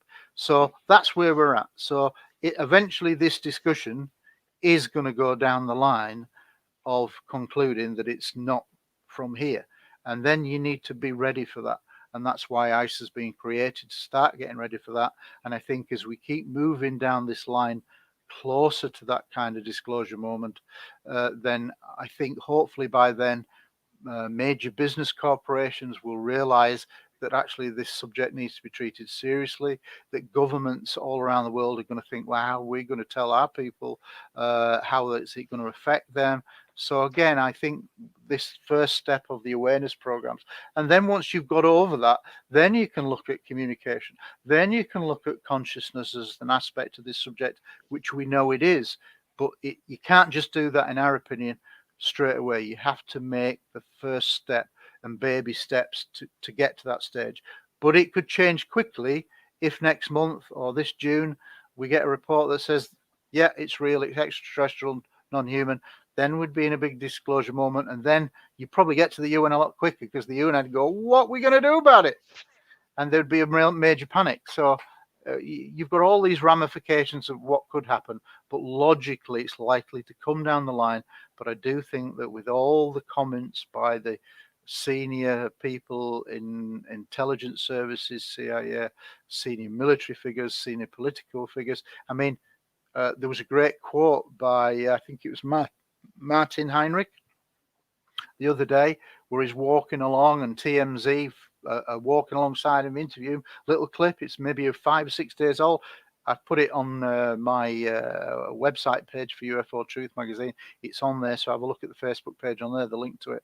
But basically, he's walking along, and the guy from TMZ is just asking the questions. And at one point, he kind of stops and says, look, these things are flying around. We don't know what they are. And what could survive the G-forces that are inside. He really goes into a little bit of a speech for about 30 seconds, and he says a lot in that. So again, it's like Marco Rubio saying that they're flying over our weapon storage areas, our sensitive military installations. I mean, you wouldn't, if you think about the Cold War saga, if this was a Russian bomber, a Soviet bomber, it'd have been blown out of the sky over American, not off the coast, over the actual land mass. Anything would be taken out, which makes me think that this is not foreign technology, and it's and based on everybody who's involved, they're all saying it, from the pilots, etc., the technicians, it isn't American technology. It's simply too advanced. Yeah, the Americans ain't letting the only time the Russians or the Chinese get to fly anything, or just the Russians, I'm sorry, not the Chinese, that get to fly anything over our country is when they schedule those flyovers, Area 51, from the arms agreement we have with them. Yeah. So we get to fly over their country too, but the thing about it is, anytime other than that, like, when they go straight into Alaska, first thing we do is scramble some F-22s to fly their ass out of there. Yeah, absolutely. Or like if they get too close to Europe, no, y'all just back on out of here. You can get a little closer. Absolutely, just escort them out the airspace. Yeah. This isn't happening, is it? Yeah. So if one of them managed to penetrate like to Houston, they'd blow the crap out of them out of the sky as soon as they see them. Absolutely. So it's not that.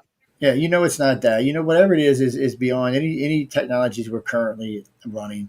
Well, my favorite thing was Foo Fighters were always great for me because, it was way advanced and all the military saw them. So everybody thought it was everybody else. One of my passions is Foo Fighters. Yeah. So, when you come forward, somebody says, well, what about today? I said, well, we can replicate the Foo Fighters as far as swarming them and doing stuff like that. But the speeds they moved and the maneuvers they made, we still can't, even with our drones, which our drones are pretty sophisticated these days. We can do a lot of things that kind of look like a Foo Fighter. But the speeds these pilots describe, we're just nowhere near these kind of speeds, man. Let me give you a quote, because one of the first case in the 60 case summary is one you're probably not aware of. 1942, a Royal Air Force document that's in Kew, the archives in London. And it's a military record, and it basically says a crew of a Lancaster bomber were on a raid near Turin when they see a huge circular metallic disc, hundreds of feet in diameter. And they see it twice. On the outward, going to do the raid, and on the way back, they see it again. Now, what did we have flying of that description in 1942? And the answer is nil. So it wasn't just glowing balls of light. There's another case. There's another case from 1944, similar, Lancaster crew. They see a huge cylindrical object fly alongside them for 5 minutes that's 4 times the size of the Lancaster bomber, which was one of the bigger 4-engine bombers of the Second World War. I had a friend of mine from England try to tell me, well, Joe, that was a Zeppelin. I'm like, wait. I said, did you just tell me a Zeppelin flew up for the side of a bomber? I'm like, first, if they'd have shot the damn thing, holes all up. Absolutely. I said, Zeppelins aren't that fast, my friend. I said, even back in the day, World War bombers, they're 200, 250, 300 miles an hour. There ain't no Zeppelin going that fast. I just don't want to be the one to break your heart. So, no, I don't think it was Zeppelins. But that's what they, the Texas airship, they always tried to post off. Absolutely. I mean, I don't know if it wasn't. I don't want to say it was alien because I don't know if it was or not. But whatever it was interesting. It scared the crap out of that town for a long time. Absolutely. What was that, Christopher? Oh, Christopher's writing in from. Oh man, no, yeah, I know who you are. Yeah, from Sharon, you're part of the Arthur C. Clarke group, right? Yeah, because we work with them still. Um, he was writing in. He said, "How do you get involved? You're gonna have a website where we can find you." Yeah, yeah. The website is ICER.network, and that'll pull you up our website. And then we've got a Facebook page, so it'll link to all of that. And if you haven't seen it, we've come up with what I think a video that should go viral because it's never been done before to highlight the very international nature of ICER. What we did was we put a little promo together.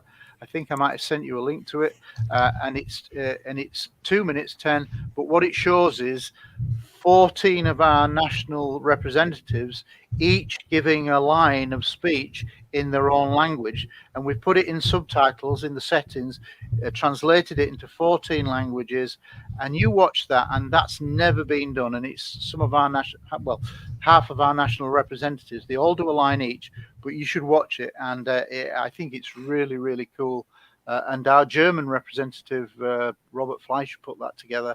And we had a real good barnstorming session. And somebody during that barnstorming session said, well, why don't everybody say one line each in their own language? That'll show us that we're very international. And when you see it put together, it's very, very effective. So I would urge anybody to go to the ICER network, see the promo, go to the ICER Facebook page. It's on there. I kind of run that.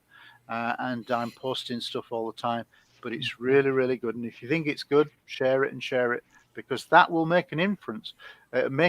Because again, if people see that, they will realize how serious and potentially how vitally important ICER could be in a world where we're going towards a new reality. We need to be doing something. Well, I agree. We need to be doing something. I've been bitching about this for years. It's right now we still do a lot of research, but it's somebody asked me just the other day why don't I do more public speaking because at this point it takes up more of my time than it's actually worth because I mean I have such a big audience on the radio. It's hard for me to the other day somebody, well, why don't you come speak here? It's like 150 people, which is great. I love to go sit down and talk with people because it's a lot of fun. But my schedules are so busy right now, it's just not efficient for me to do it. It's just easier for me to just let people know I'm going to be here doing this or I'm going to be here doing that. Once you come listen on the air, it just works out. But then it's, you reach more people away. I was picking a good friend of mine the other day from the BBC because I like to give him shit because we go to 38 countries that they don't go to. And he's like, yeah, you just rubbing it in. I said, hey, I'm just not a man to offend everybody like y'all do. Y'all just keep offending people. And he just keep cracks me up. But we legit, right now, as far as I know, there's not a country in the world we do not broadcast to.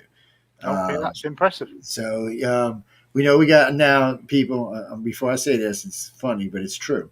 We do have listeners in North Korea. We have about 5 from last time I checked. But what bothers me about North Korea and Venezuela and places like that where we have listeners is it has to be someone higher up.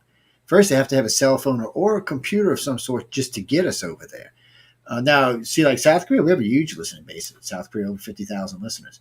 All over the planet. And we go all over. Like Iran, we actually have more than 40,000 listeners in Iran, which is amazing to me. We have them in Pakistan. There's not a country in the Middle East we don't. There's nobody in Africa we don't. It's funny because a good friend of mine was picking on me about this the other day. And because she's got some family that lives in Kenya in this little village down there. And she was laughing because she was on my show.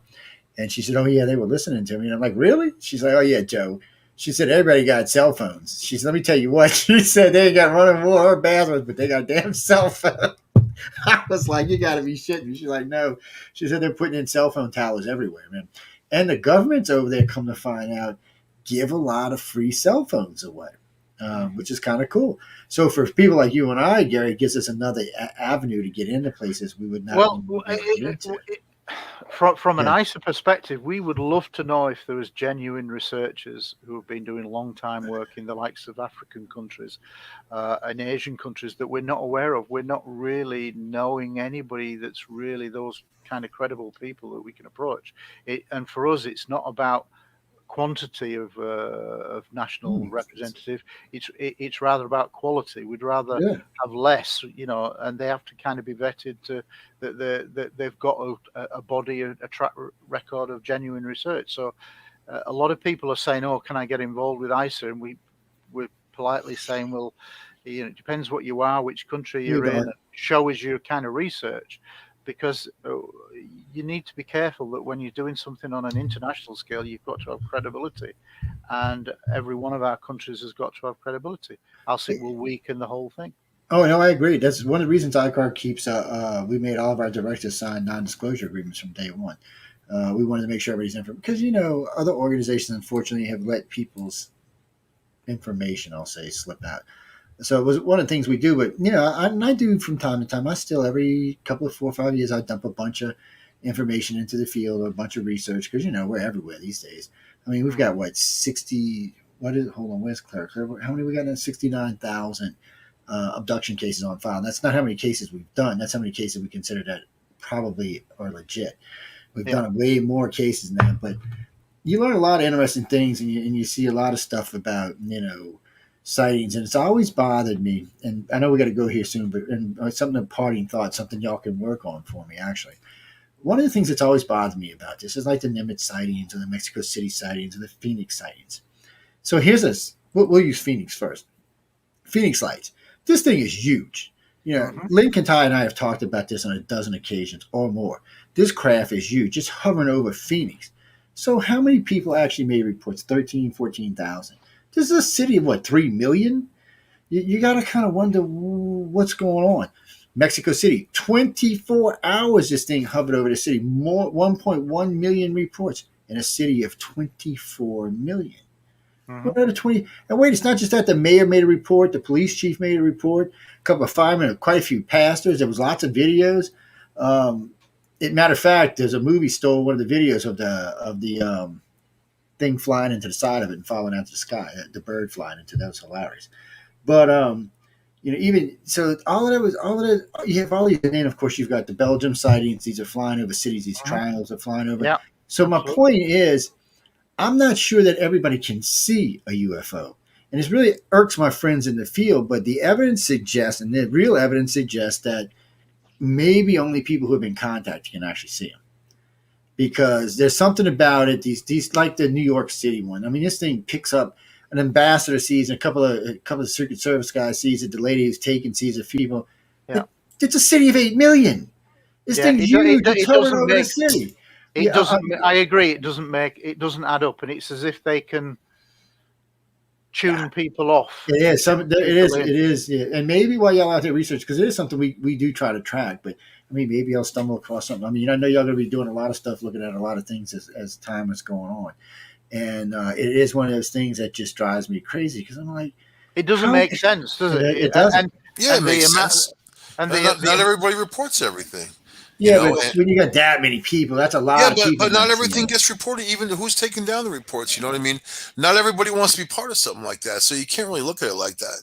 And not everybody is 24 million. Yeah, when it's 24 million versus 1 million, that's a big difference. A million people is still a lot of people. It's still. I'm not saying it's not, but it's a percentage, and that's the point I was making. When you do all of these sightings, all these mass sightings, you will find out it's a particular percentage of people that sees it, usually around 15%, which is, by the way, the same correlation that almost all abduction researchers agree on of the segment of population that's being taken. Awful big coincidence, man. I'm just saying.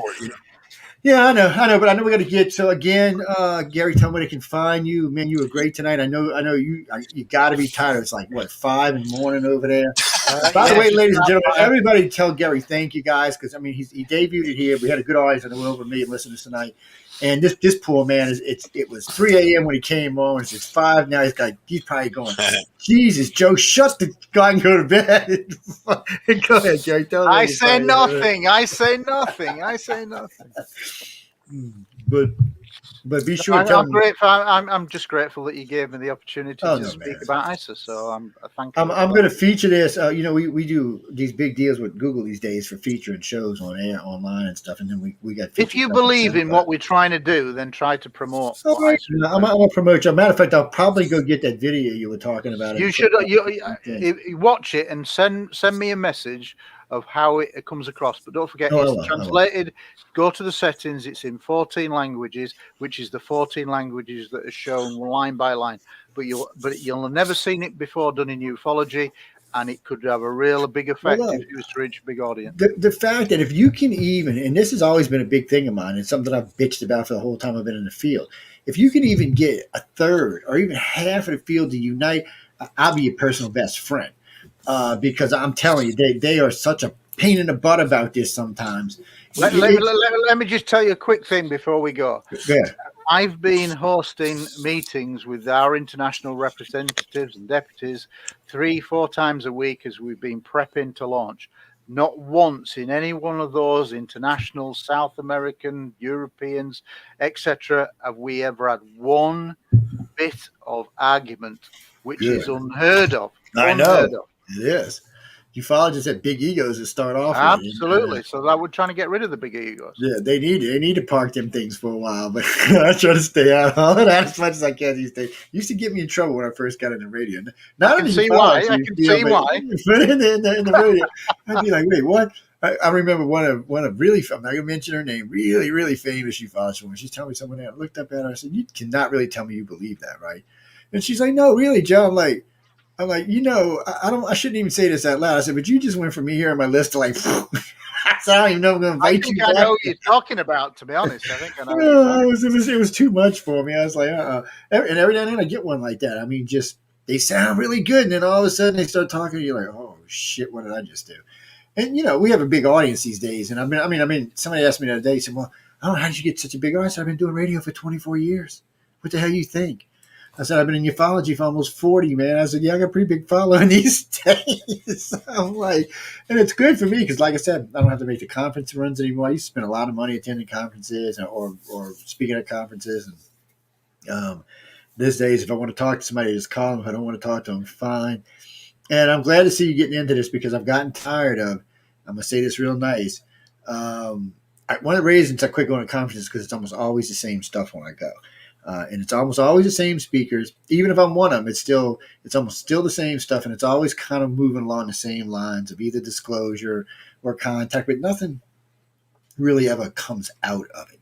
And I like being involved in something that, one of the reasons we started all these studies for ICER is so we could get new stuff that would change things. So, and it's weird because abduction research is actually progressing and changing and ufology stagnated. So seeing you do this may be the kick in the, what they need to get them going again. Because really, here's one thing on the contact side. Several of our representatives have had the contact experience. Well, don't need somebody to talk to. Give me a holler. Because I'm always tracking this down. But I know we got to go because Kathy Belsky's up with Quantum Leap Guys and Girls, so she'll be joining us pretty soon. Gary, a couple of months, we'll get back in touch and do some updates, get everybody back up to speed. Maybe you can help us, believe in us, promote us. Oh, I'm gonna put it up there. Oh yeah, I'm gonna put it up there. And I'll make sure I get some material from some other stuff, and we'll get it up there and get it out. Watch that video. Really, that could go viral. I'm telling you, that could go viral. And we got Dell up there. We'll get Dell out the cage and paint him up and put some signs on him and let him go. Put him in. Did you say put him in the cage? Oh no! You see, we got. Oh, you don't know about this? I got to tell you now. So we got this thing now. We've got like 7 or 8 Canadian hosts on the network now. So it started out. So the Canadian women are rough, man. They lock them in cages and shit, keep them locked down, throw them a little food in there, maybe a can of beer every once in a while. So we started Free to Canadian Men site. Please donate to Free to Canadian Men because the women up there are just mean. And it translates over to a good friend of mine who's Writers of the Future, John Goodwin's wife, is in Canada. So I said, John, you okay? She said, no, ever since you said about the cage, she locks me in a damn cage in damn L.A. now, John. I'm like, shit. So now it's become a thing, man. But anyway, we got to get out of here for some of these crazy things where I've lost our minds. Gary, again, thanks for coming in tonight. I know you're welcome. You're welcome. It's a good thing. And I'll get back with you in a couple of weeks, and we'll talk about getting another date. And I'll get this other stuff posted up. I'm going to try to see if I can add the little video clip to maybe the end of this show. Or maybe I'll drop it in the middle somewhere as like a little I think you should show it because I think people will be impressed by it. Well, yeah, it'd be nice for people to see. International. The fact that you took the effort is enough, man. I mean, most people wouldn't even take the effort to do that. They would be like, well, you think about that. That's 14 people recording in their own country to send the video in to Robert Fleischer in Germany, who put it all together, and then 14 translations. So there's a lot of work gone into it, but you watch it and you tell me what you think of that video, honestly. Oh yeah, I'm gonna definitely check it out. But we got to go, guys and girls. I want to thank everyone for tuning in to United Public Radio, and of course, Science and Beyond. Myself and the panel that was on with us tonight. I see Dark Horse Paranormal popped in. He's got a great show. Y'all should go check him out. Him and I have had some good discussions over the days, and I'll be able to check him. Be sure to go over and check out Gary. He's easy to find, guys. If for some reason you can't remember the name of the organization or anything else, you can remember Gary's name. He is on Facebook, and all of his stuff is connected. And if you can't remember even ICER, it's a dead easy thing to remember. ICER, that's right. So, and if for some reason you can't remember anything, you know where I'm at. Just write to me, and I'll give you his information. So, there's no excuse not to get involved. And people, don't waste people's time. I know I say this a lot on shows, and I've been saying this, and people get mad. You shouldn't say that, Joe. But you know what? Everybody who gets into this stuff is busy. We all have lives and other stuff going on and other careers, plus this stuff. So, you want to contact people and get involved, yeah, but make it legit. Don't just, get a hair up your ass and say, well, I could do this. No. Come on, people. You know what I mean when I say make it legit. Come on, I shouldn't have to explain that. But on that note, we're going to go again. Gary, thank you. Mike, thank you. Dell, thank you. Tell Orly I said thank you. We are out of here. Yep. Stay tuned for Kathy Belsky coming to you live from Hawaii. Bye.